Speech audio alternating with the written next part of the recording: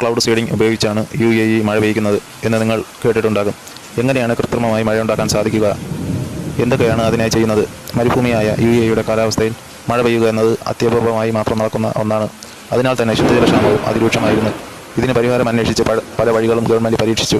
അങ്ങനെ 1990-ലാണ് UAE ആദ്യമായി cloud seeding technology ഉപയോഗിക്കുന്നത്. ഒറ്റവാക്കിൽ പറഞ്ഞാൽ വിമാനം ഉപയോഗിച്ച് മേഘങ്ങളിൽ ഉപ്പ് വിതറി മഴ പെയ്യുന്ന രീതി. മഴ വർദ്ധിപ്പിക്കാനും അതുവഴി താപനില കുറയ്ക്കാനും സുഖകരമായ കാലാവസ്ഥ കൊണ്ടുവരാനും ക്ലൗഡ് സീഡിംഗ് സഹായിക്കുന്നു.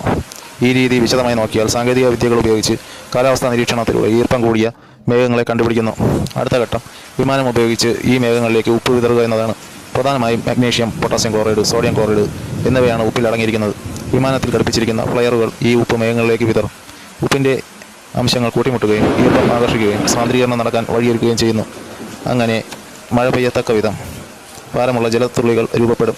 ഈ ഭാരമുള്ള ജലത്തുള്ളികളെ വായുവിനെ താങ്ങി നിർത്താൻ പറ്റാതാകും. അങ്ങനെ മഴ പെയ്യുകയും ചെയ്യുന്നു. വിമാനം ഉപയോഗിച്ചല്ലാതെ ഡ്രോണുകൾ ഉപയോഗിച്ചും ക്ലൗഡ് സീഡിംഗ് നടത്താറുണ്ട്. മറ്റൊരു രീതി മലകളുടെ മുകളിൽ